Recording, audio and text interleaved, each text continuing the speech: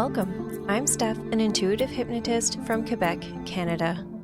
I'm Julie, a past life regression hypnotist and Reiki healer from Wisconsin. And together, we are the Soulful Mystics. Hello, Mystics. Welcome back to the Soulful Mystics podcast. This is Julie.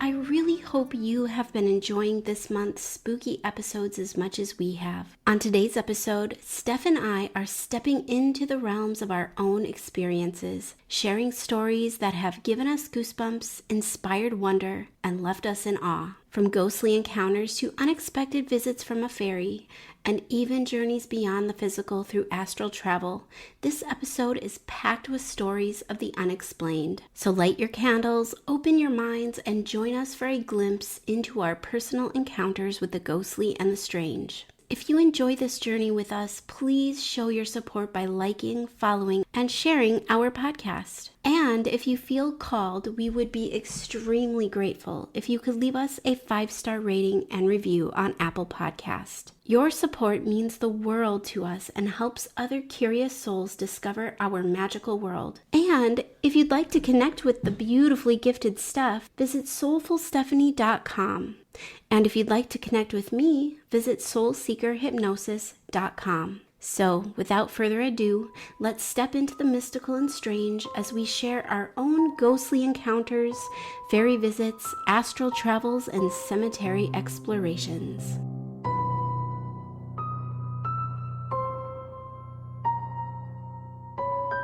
Yeah, so I have a story. So in 2019, Max, my partner, and I were looking to buy a house. We went to visit a few times, and I had this really weird, heavy feeling whenever I would go there. It was empty, and there was a barn. So I was taking pictures of this place to show my aunt, because my aunt has a really beautiful gift of being able to see spirits in photos. As I was taking photos, I zoomed in on one photo. I took it from the outside at the back of the house. It was kind of like up on a hill. So I was looking in to a patio door. There was a big patio door. And right there was a man standing inside looking out at me, staring right at the camera. Creepy. Yeah, but I didn't see the man in person at the time. I was looking there. I could see it in my photo. I was looking at the photo as I was still there, and he wasn't there. So then I went closer and I started peering inside and couldn't see anything. So it was like, I don't know, a fluke, I guess. Anyway, So when we decided to put an offer on this house, the realtor told us he had to disclose something before we finalized the papers. The original owner of the home went on a trip, and he trusted his neighbor to take care of his farm animals. And I think that was in 2012. When he came back, he was shot and killed. It was deemed a premeditated murder from the neighbor who was taking care of his house, who pled guilty, but never gave a reason as to why he did it. So I believe I saw the original owner of the home watching me look at his property, and I didn't feel afraid. I felt it was more of a heavy, like stuck energy. But when I was inside touring the place, I didn't feel anything too scary. So even though he was murdered there, they do have to disclose it because most people won't buy the house. And I really wanted to. Yeah, well, I can definitely understand that heaviness you sensed. Good Lord.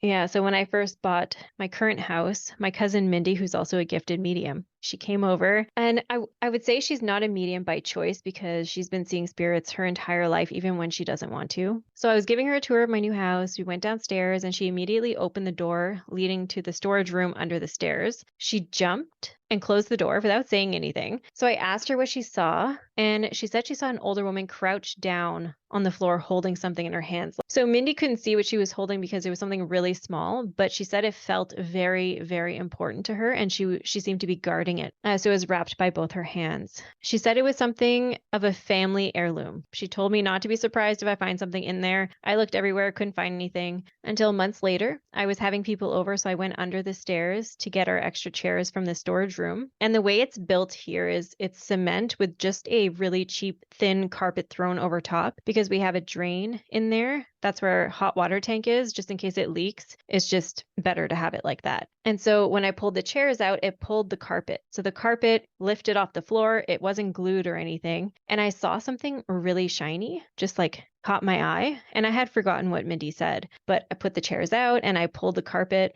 up even more. And I found this really old, tiny, like small metal cross that's meant to go on a necklace. And it was just sitting there under the carpet between the cement and the carpet. So I picked it up and sent a photo to Mindy and I asked her if this was what the woman was holding. She said she had head to toe goosebumps. She's like, oh my God, yes, put it somewhere safe for her. And so I put it in Max's drawer because I wasn't going to put it in my own. And when I became more spiritual, I took it out and I had put it in my spiritual space, inviting her to chat with me. I know she had told Mindy that she didn't like the renovations we were doing. And I was like, well, tough shit. Like it's outdated. We're changing the blue countertops. And she never bothered us ever since. And I think respecting these little things that you find, heirlooms, because it did mean a lot to somebody, respecting it is the best thing to do. And it's the most compassionate thing to do. I'm going to send you a photo because it's like really old. Wow. That's amazing. And also so freaking validating because Mindy told you if you find something, and you sure did. And Mindy forgot about it. Even better. Oh, wow. Look how old that is. So old and it's so small. It's tiny. It's like the size of a dime, like smaller even. The fact that it even caught your eye. Yeah. Wow. Amazing. Yep.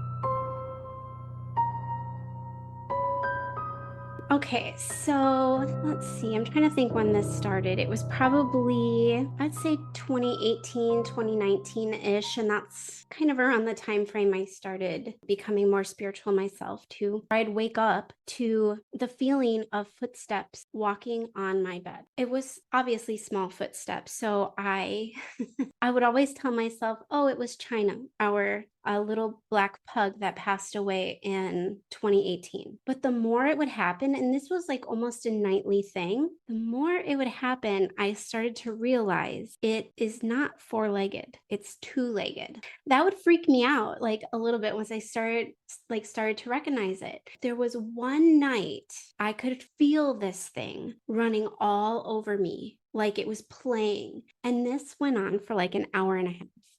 And there comes a point where you kick it off your bed? No, I was going to say where you have enough, like at first it's like, okay, it's getting closer. Because it always feel like it would walk up the bed, like from the foot of the bed up to where I was sleeping, like up by my body, my face and stuff. It would never get past a certain point until one night it did. And it was just like playing all over my body, like running around me. And finally I got really angry and I was like, enough, knock it off already. That was that. I was doing a Reiki training a little while later. This is going to get weird. I'm just going to throw that out there. It's going to get weird. So I was doing a Reiki training and Reiki 1, a lot was opening up for me. I had most of these experiences actually took place during that time frame right after I did my Reiki training. Abby, my teacher, I was telling her about this because I'm like, is it my dog or whatever? At first the steps kind of felt like maybe it was a cat. I don't know. It was weird. And so she did this exercise with me where she had me try to like visualize. And all I could see was this golden orb of light with legs, little teeny tiny legs. That was it. So you let that happen for an hour and a half before you told it to get off? I don't know if an hour and a half is exaggerating, but I remember it was keeping me awake. Like I could not fall asleep because it kept happening. And usually in the beginning, I'd feel it for a few minutes and then it'd go away. Okay. Wow. Yeah, that would scare The other part of that story is there was one time it was like a meditation of going into like your past life. This was before I took the hypnotic arts training and all that. in this past life, I was that fairy that was visiting me. The purpose of like my job or what I did, it was to bring people joy. That was like my sole purpose, was to bring people joy, specifically people who were really suffering with depression and things like that. It was to try to spark that joy within them. After that meditation, I call her my joy fairy. Okay. So it's like you had this intuition that it wasn't anything to fear. Right. It was just keeping you awake, so you sent it away. Yeah, I don't know. I think when you can't see something, there's Yeah. always a slight amount of fear, but also it had been going on, like this had been happening night after night after night for so long. But the other thing too, it's like after I acknowledged what was happening, it hasn't happened since. After I Yeah. did that meditation, after I acknowledged it, after I named her, it never happened again. So Interesting. yeah, now that I know, it's like you could come say hi. Yeah, and she doesn't. Right. Isn't that something? It's like, come on. Now that I'm Yeah. more aware, now that I'm more into all this weird stuff. Yeah, they stay away. Crazy. Yeah. Yeah. I didn't hear that one before, so tell me more.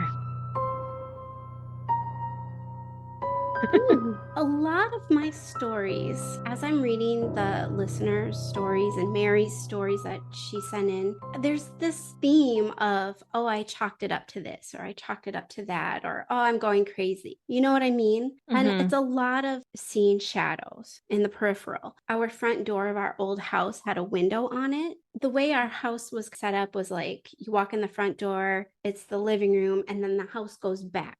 Back from the living room is the kitchen. Back from that was where my office was. I could be cooking in the kitchen and I could look out the front door. So it was just like a perfect line. I would always see something walk past the front door. And a lot of times when I would see it, I was in the kitchen. For so many years, I would tell myself, oh no, it was nothing. Oh, because you whip your head over and then it's gone. Nothing is there. That happened every single day. Every single day that happened. Yeah. Yeah. I mean, it's always the subtle things that scare me. I don't want to say the most, but the fact that they happen consistently, it's almost, it feels like it's an intelligent being of some kind because they keep doing the same thing, or they keep getting louder and louder. And I think that has a little bit of a creep factor. A little bit, but I think I got so used to it that it was just like, oh, there he is again, or whatever it was. I have no idea. There was a handful of times, and I'm saying a handful, so it's probably like 5 or less. This happened more than one occasion where I would wake up in the middle of the night to our TV being on. Like our TV got turned on. And my husband and I tried to debunk this. Does the neighbor maybe have the same kind of TV as we do? And no, that was not it, because the neighbor's house was facing the back of our TV. And side note, there was a time I was taking care of the neighbor's cat, could see that they did not have the same kind of TV that we did.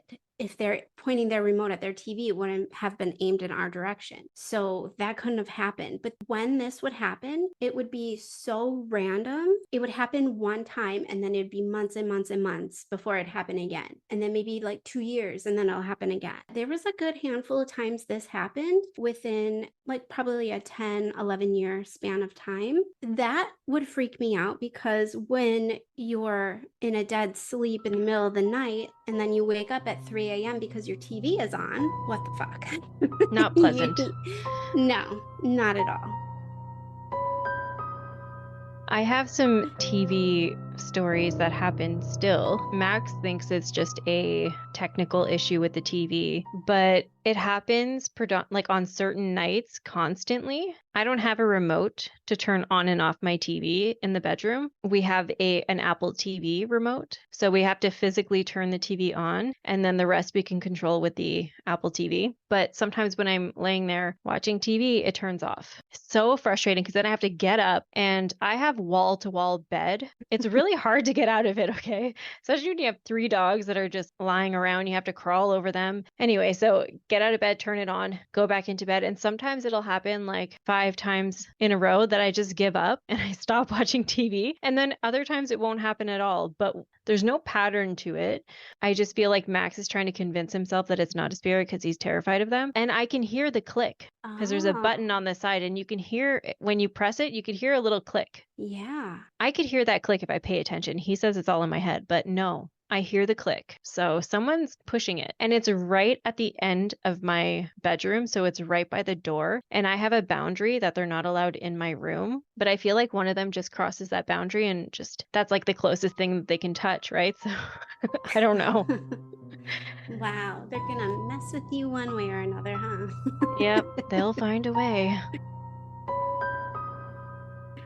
Okay, so there was this one time, oh gosh, when was this? This was years ago, 2014, 2016, that time frame. I went on a ghost hunt with my friend from work, and there was like this legit group of ghost hunters that she would go to these different places with, and I tagged along one time just to kind of see what it was all about. Side note to that, I don't really like the ghost hunter thing because I don't like provoking the spirit. I much rather be respectful, but this was a curiosity thing. One weekend I did this ghost hunt, whatever. It wasn't very eventful. There was a couple knocks we heard and stuff, but other than that, there really wasn't much activity. So then I go home and like right around that time frame, one morning I was up really early when my husband was getting ready for work. It was probably about 3 a.m. I was up, he was in the bathroom, I was in the kitchen, and all of a sudden I felt like someone literally took a deep breath and blew really hard on my neck. And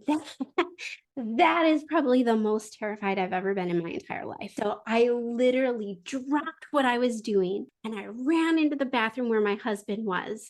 And I was so scared, I could not even speak. I literally just stood there. My eyes were filled with tears. And he's like, "What? Is someone in the house?" And I'm just shaking my head, got my hands by my face, and my eyes are filled with tears. And I'm just so terrified on what just happened. It felt like someone took a deep breath and blew really hard on my neck. And then, of course, I turn around and he's not there. He's in the bathroom. He goes and investigates and he's like, "There's nothing out here. What is going on?" I go out in the kitchen and there is a huge moth. The wings fluttering must have been what felt like the breath on my neck. I don't know. It scared me so bad. Like, how big was that moth? I just remember it was a good size. That must have been it. Please You would tell have me heard that it. was it. You would have heard it too. If it was big enough to feel it, you would have heard the wings flapping or something. That's true. And honestly, I don't remember if I heard anything because just the amount of fear coursing through my body at the time. That would be scary. Yeah. I mean, it's like 3 a.m. and it's right on the back of my neck. Ugh. So it was witching hour. Come on, Julie. Shh. Hey, I'm trying to not be scared about that anymore. Okay, let's release it. It was a big ass moth. Big ass moth. Debunked.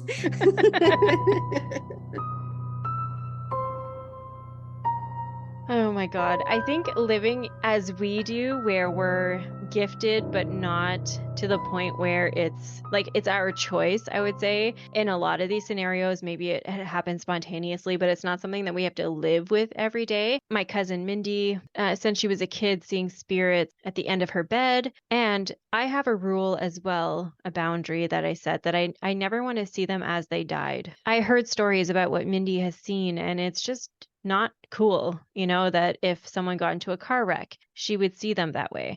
So knowing that we could set those boundaries, but she was a kid and didn't really have anyone to talk to about them. So she would tell me about things that are terrifying. Like she would be in bed one day and she would just wake up and have a spirit on top of her. And this happened not long ago, like maybe a couple of years ago, where the spirit that was on top of her just almost like fell from the ceiling straight into her face and was just inches from her face. And it scared her so bad because it was just like coming at her, but then disappeared once it got to her face, but she is a palliative care nurse. So because she's a gifted medium, I think she was drawn, she's very comfortable with the topic of death and working with people who have crossed over or are about to. So she is a palliative care nurse, and she has been at home and sees some of her patients. So I think it happened a few times where her patient would go to her house and say goodbye. And then when she would get to work, that's when she would learn that they passed. Oh my gosh. She would also have patients telling her that they're going to be an angel. So her patients usually tell her they have to go somewhere, or someone is waiting while they're still within the physical realm, or that there was a time where someone said, "I'm an angel now, I have to go." Wow. Oh, that gave me chills. And she, being so spiritual and a medium, them talk about it rather than have the nurse tell them that, "Oh, you're hallucinating," or whatever. Some of them have seen people that they love come greet them, and she just asks them about that person. And I assume that this gives them so much love and joy to be able to talk about that relationship and then know that they're going to be welcomed by that human that they used to know is just so beautiful. But not only is she a gifted medium, we have been going through the spiritual journey together. I'd say back and forth, just sharing stories with each other and helping each other grow. And she decided to get into the astral traveling realm after my grandfather went into the hospital. So this was during COVID. We were not allowed to be with him, and he was showing signs of dementia, which he never had prior. And the nurses were having such a hard time with him that they asked us or required us to have someone in the family be with him 24/7. One person be with him 24/7. Otherwise, no one was allowed to be with anyone that they loved in the hospital, which was really hard. My aunts and uncles would take turns, and Mindy and Alyssa, my two nurse cousins, would join in on the rotation. So one time when my mom was there, she would allow him to describe what he was experiencing, because everyone's very spiritual in my family. And he said that there was a quarter on the bed. It's like, "Pick up the quarter and give it to me." There was no quarter that my mom could see, but my mom pretended to pick it up and put it in her pocket. What did he say? He said something like, "Tutun, oh fine, keep it and buy yourself some candy." But I'm Tutun to my grandfather. My mom is Tun. When she said that, I walked outside into my backyard, and there was a quarter sitting on my deck. And wow. we don't have change. We don't, especially in COVID time, like we were not COVID, buying yeah. anything with money. I think that the quarter he saw, he sent to me because I was asking for messages. I was trying to travel to him in my dreams. My cousin Mindy and I were both doing the same thing because I don't do well in hospitals. So I was never welcome there. Like they do not want me there. I'm more trouble than anything. So I felt bad and I wanted to be with him. So I would try to send my spiritual body to him. And I think that was his validation that in his subconscious state that he knew I was there with him. And then when Mindy was there, he woke up one day, I think it was like 3:00 in the morning, and asked her when the helicopter was coming back. And she said, "Helicopter?" He's like, "Yeah, I just went for a helicopter ride." She was like, "Oh, tell me more about it." And he would tell her about this helicopter. I had a dream that night that I was in a helicopter with my grandpa, and my sister-in-law's father, who had passed away, was conducting the helicopter. And I was in the back with Megan. They were just talking and we were just going for this ride. And I was like, well, I astral traveled and went on a helicopter ride with my grandpa. Pretty sure that that's what happened. And then Mindy, wanting to practice this astral traveling, decided one day at like 3 a.m., we live really close to each other. So she imagined, or if you astral travel, maybe you understand what this means, that she left her body and came through the streets, like she was picturing her soul coming down here, coming into my house, going down my stairs where my bedroom is, and then making my dogs bark. And so she was like, oh shit. So she left and went back to her body. And then the next morning she was like, did something weird happen? I was like, yeah, at 3 a.m. my dogs went berserk and we couldn't quiet them down. And she couldn't handle it. She stopped texting me for a while. And I was like, why'd she ask me that? Did she come knock on my door at that time? Like, I don't know. And then she told me, and I was like, so it worked. Don't do that again, because I sleep naked. Okay. And now the world knows it. Yes. And I mean, not ashamed of it. Okay. Yeah. So that whole story of the astral traveling, I do believe that my grandpa, or when you're in a state of Alzheimer's, dementia, have a foot or on either side of the veil, I do believe we're going places. And this to me was proof of that. There was a lot of other things that happened in that hospital stay. Like he had asked why the truck was moved at his house, and my uncle lied to him and said the truck wasn't moved. And he was like, I saw it was moved, and I saw that it was here, and it really was. And it really, because my uncles aren't they don't know too much about it, but they were like, how does he know? Who told him? Whoa, can't pull a fast one on him. No, he knows. He sees all. That is so cool. What a cool story. Steph, there was one time, I don't know if you remember me telling you this, that I traveled to your house and I had a blue crystal in my hand. Yes. And I walked in your bedroom and I set it on your night table. Or do you have a table in your room? I do. Yeah, we have a night table. We have two night tables that are on the other side of the bed. But before we changed our room to add an additional bed to make it like I don't know what you want to call it, but we have a king size bed as well as a double bed, and just squished in so that it is just wall to wall bed. But before that, we had just a king bed with two night tables. And I think that might have been when you dropped the crystal. Yeah. So the crystal was blue calcite, and I'm just Googling it because it was a very spiritual stone. It was so fitting because we talk a lot about this spiritual stuff. I sent it to you a long time ago, but it was all about spiritual connection and emotional healing and all this stuff. And I was like, holy crap, that's fitting. Side note, I know a few crystals, okay? I don't know them all. I'm not very good with like, oh, this one does that, this one's for that. Like, no. So for me, I know a handful of names and what they do, like their properties. This one is one I was not familiar with at the time. Yeah. Interesting that I knew what it was. That was weird. And didn't you order one? I had to, because I feel like I need this. I'm trying to find it. Man, we send each other a lot of stuff. So much.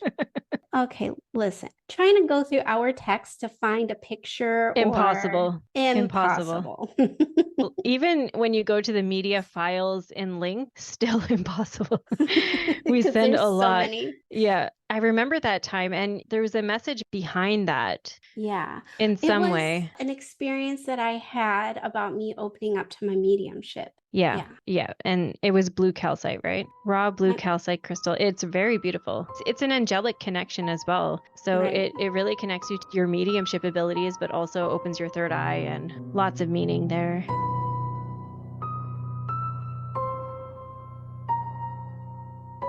I have one more story. When I was 9, my parents split up. So it was a really tough time for myself, my brothers, my mom, my dad, everyone. And we moved from the countryside to an apartment in the city, which my brothers and I didn't know of that. So it was a whole different experience. Lost that kind of family unit. So naturally there was some anxiety there. My mom got a boyfriend. They were sitting up in their bed. It was a morning. And when they were sitting up in the bed, they were facing the doorway into the hallway. And I decided to make them breakfast in bed. So I ran from my bedroom down the hallway, which passed that doorway that they were looking out of. And as I ran by, they saw another little girl run after me, like running behind me. Oh, shit. Yeah. And my mom called me over. And as I ran back into the room, she was like, do you have a friend over? It's like, no.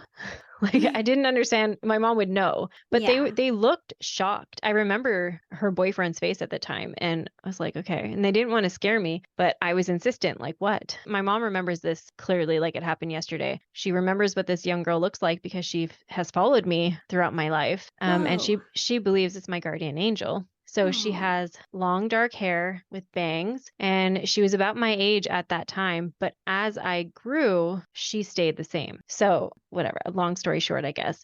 When I was 17, I was going through another really difficult transition in my life. And I was standing in my mom's kitchen. I had moved back in with her. And I don't remember what happened leading up to this moment. But as I walked out of the living room, my mom watched me leave and then looked back over the kitchen island, and that young girl was there again. And she just looked at my mom and smiled. And my mom told me at that time she was really worried about me returning to an abusive relationship. So that visitation made her feel better, knowing I'm divinely protected, knowing that my guardian angel is with me. And then fast forward to this year, not long ago, couple weeks ago, months ago, when I went to that cemetery with my nephew. He asked me to go to a cemetery with him. Yeah. My mom told me that as she was telling this story to my grandpa and my auntie, they said there was a young girl that was about 9 years old when she died. And that young girl wanted to be adopted by my grandparents, just constantly asked them to adopt her. And they think she is that girl and that she is my guardian angel. I have head to toe chills right now. Yeah. Have you ever thought about exploring this more in hypnosis to like connect with her and see if we can get her story? Yeah, I mean, we could. I never thought about it. Like, this literally came up recently. We just thought Yeah. that she was my guardian angel. If you think about it, she would grow up with me, Right. but she stayed the same age. So to me, that meant that she died at that age. Mhm. Or that's when she was the happiest. She was very connected to my family, although I don't think she was related in a close, like maybe she was a cousin of a cousin or something. I'm not sure. And my mom doesn't know too much about her, but she really wanted to be adopted by my grandparents. I know her name. I think it's Lucille. I'll have to double check. But I went to visit her grave that day with my nephew Chase, and my mom told me while I'm there, see if I can get any insights. But you know, kids, like, he started getting grumpy because he was like, I want to go now, because we were looking forever for that one, and he wanted to focus on other things. He loves going to the cemetery, so it was just, we were there for a while, and right when we found it, he was getting antsy and wanted to leave, so I couldn't really tune in. Yeah, it's quite possibly her, and apparently that's exactly what she looks like. That is wild. Your mom has really only ever seen her. You actually haven't. I've never seen her. No. Wow. Oh, I'm so curious to learn more Yeah, about her and I that know. she's been with you throughout your life. That's beautiful. It kind of made me wonder if maybe I was reincarnated as her, Oh, because she really wanted to be a part of my grandparents' family. But I don't know how that works. So that could be something else that we ask in that hypnosis session, because I mean, if she's been with me and has been protecting me in some way, you know, always showing up for me, and it was always with me specifically. My mom has seen her a number of times, but it was always with me when I was struggling. But I am curious to see where that goes. yeah, me too. I love cemeteries. There was a time in my life where I was exploring my own family's history and did the whole ancestry thing and was trying to find everyone's graves. And we found people's graves from our family that we didn't even know existed before I started doing this research. It was so fascinating. My son was younger at the time too. He would help me. He and I would go to the cemetery and we'd walk around. We'd get the map. We'd try and find these gravestones. We love doing that too. I like it too. I don't feel the same way as most people do about cemeteries, in the sense of, like, I feel like our loved ones are always with us, and where their body is, to me, it doesn't represent anything. Right. But being in that cemetery with Chase changed that. It changed my idea of thinking, because what he said, he's such a wise child. He's 7, and he was explaining all things to me. He was telling me not to step certain places because you have to be respectful and not step on somebody. And okay, whatever. I was get just that though. Yeah, Yeah. I mean, I wasn't intentionally like stomping on it, but I mean, where do you step? Anyway, so he was showing me where to step. So I had to follow him. We got to a place where there was a bench, and I showed you the video of that. I have a video of it where he doesn't like it. What he said is, I don't like it when they put the ones that are in the ground, like not the stones, the big stones, but the ones that are just like a plate in the ground. He doesn't like it when you put those in front of the other ones, because it's taking up the space of the other person, and he just feels like that person might feel crowded and that his space was being taken. Oh, what an angel. But I wanted to ask him to repeat himself, because I was like, that's freaking wise. Never thought of that. Yeah. And so I pulled out my camera and I was secretly recording him, filming him. And then he started repeating himself, and then he stopped and looked at a bench. He's like, is there someone sitting there? Pointing at the bench, and the camera, I just look at the bench and there's no one there. And I was like, no, you want to go see? He's like, no, we don't sit there. It's like, okay, why? Oh. And he said the benches are made for the spirits to be there with their families and watch from a distance as they visit them. And it just like warmed my heart Oh that I my was like, gosh. okay, I understand cemeteries now. And he wanted us to go around and he would ask me which one the kids were. And so I would look at all the dates and I would tell him how old each one was. Anytime there was a child, we would sit there and he would just stand there. And I was like, so what are we doing? And he's like, we're just spending time with them because their family can't be with them right now. So we're just going to hang out with them and make sure that they know they're not alone. And I was like, it just bring on the tears. And he's just such a wise kid. What a sweet soul. I know. And then he started talking about reincarnation and like the space between lives. And I was trying to get it on camera because I was like, this, and no, we don't talk to him about that. Whenever he brings something up, we listen and we might ask questions like, oh, why do you feel that way? Or, open-ended questions just to see where we can take this. And he said, we get to choose when we come back. And I was like, oh, well, like you would choose when you come back? Do you choose who you come back as? And he's like, yeah. I was like, and do you choose your family, do you think? He's like, well, I think we could. Do you think we could? And I was like, I think we could. He's like, so did I choose you to be my auntie? I didn't just get lucky? And I was like, stop it right now. So, yeah, I mean, pretty lucky to have a child who's like open like that, where we can have these conversations. And he's such a spiritual kid. I think he's a Pisces, or he's in Aries with like on the cusp. No, he's a Pisces. Yeah. So naturally. Oh, yeah. Naturally gifted. Yeah. Well, thank you everyone who shared their stories and listened to what we had to share. And if you want to send us your stories, send it our way and we'll play it. We'll either share a recording if you want to send us your voice, or we can read it in future episodes for next year. We're already preparing. It's going to be exciting. I'm looking forward to season 2. Yep. And that's it for today's episode. Until next time, stay curious.